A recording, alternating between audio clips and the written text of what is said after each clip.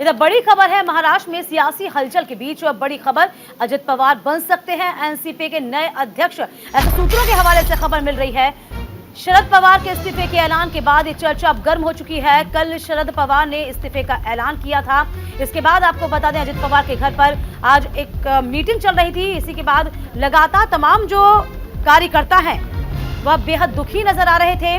तो इसी हलचल के बीच अब अजित पवार को क्या एनसीपी की कमान मिलेगी, सवाल कई खड़े हो रहे हैं। तो शरद पवार, जिन्होंने 1999 में एनसीपी का गठन किया और इसी के साथ साथ 24 साल से पार्टी के वे राष्ट्रीय अध्यक्ष रहे, कल अचानक से वो जब पद छोड़ते हैं तब महाराष्ट्र की सियासत में मानो भूचाल ही आ जाता है।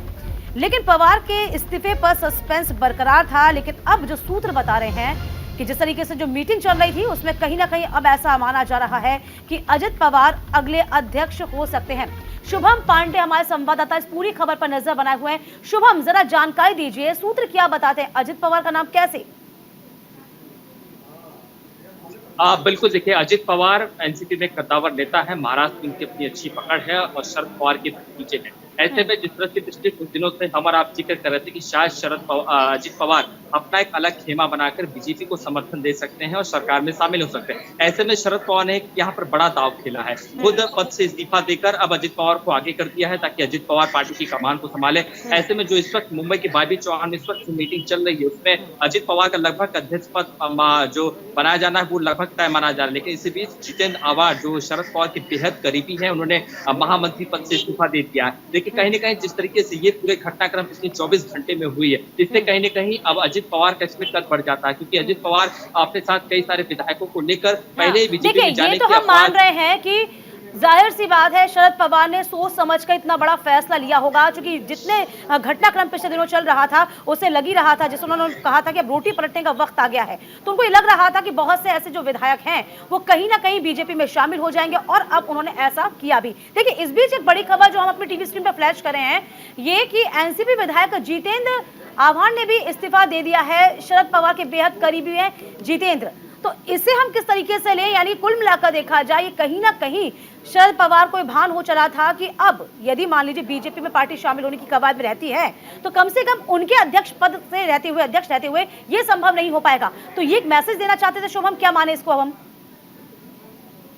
बिल्कुल, देखिए, यहाँ पर जितेंद्र आव्हाड ने एक मैसेज दिया है। तो शरद पवार के समर्थक हैं, शरद पवार के बिल्कुल अपने महामंत्री का उनके पास पद था उसे इस्तीफा दे दिया है, क्योंकि जितेंद्र आव्हाड को विधायक बनाने वाले शरद पवार ही। ऐसे में यहाँ पर साफ तौर पर संदेशा दे दिया है कि शायद वो अजित पवार के गुट में शामिल नहीं है। जैसे महामंत्री के पद से इस्तीफा देना ये सब दर्शाता है कि शायद अब ये अलग खेमा पड़ चुका है। शरद पवार की यहाँ पर चाल हमें समझनी होगी, क्योंकि जिस तरीके से पिछले कुछ दिनों से खबरें सामने आ रही थी कि बीजेपी पवार परिवार में सेधबानी करने की कोशिश कर रही है, पवार परिवार को तोड़ने और एनसीपी परिवार को तोड़ने की बात चल रही थी, अजित पवार को अपने साथ लाने की बात चल रही। इससे पहले बड़ा दाव खेल दिया है कि अजित पवार को बड़ी जिम्मेदारी दी जाए, पार्टी आपकी पूरी है, अब शरद पवार जो है उनके ऊपर 80 से ऊपर हो चुकी है, ऐसे में बीमार रहते हैं, तो ऐसे में सारा जो पार्टी का दारोदार है, जो कामकाज है, वो अजित पवार को संभालना होगा। कि अजित पवार के विधायक संपर्क में कई सारे हम कह सकते हैं, देखिए शुभम, हम कह सकते हैं जिस तरीके से जो शरद पवार का इस्तीफा है वो कहीं ना कहीं जो राजनीतिक समीकरण है वो बदल रहे हैं महाराष्ट्र में, इस ओर एक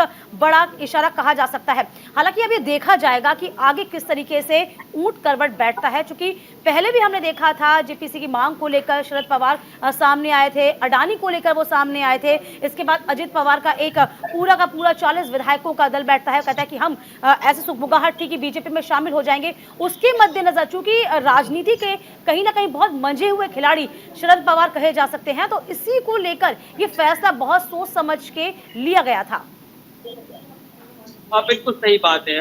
जो शरद पवार की बेटी प्रिया सुले, उन्होंने कुछ दिन पहले बयान दिया था कि 2 बड़े एक महाराष्ट्र का, यहाँ पर हमें समझना होगा कि अगर शरद पवार इस्तीफा देते तो इससे विपक्ष का जो गठबंधन है 2024 के चुनाव आम गठबंधन को बदलने की बातचीत चल रही थी, उससे तगड़ा झटका लगा। दूसरी ओर महाराष्ट्र में महाविकास आघाड़ी जो शिवसेना है, कांग्रेस, एनसीपी है, अगर शरद पवार इस तरह से पीछे हट जाते हैं तो कहीं न कहीं महाविकास आघाड़ी में दरार पड़ सकती है, क्योंकि कांग्रेस और एनसीपी को लाने वाले साथ में 2019 में शरद पवार बिल्कुल कुल मिलाकर देख सकते हैं बहुत बड़ा फैसला यदि शरद पवार ने करा है तो ये इतना सोच समझ के लिया गया निर्णय है कि महाराष्ट्र की पॉलिटिक्स पर इसका सीधा असर अब आगे वाले दिनों में देखने को मिल सकता है। बहुत शुक्रिया शुभम, तमाम जानकारी देने के लिए आपका।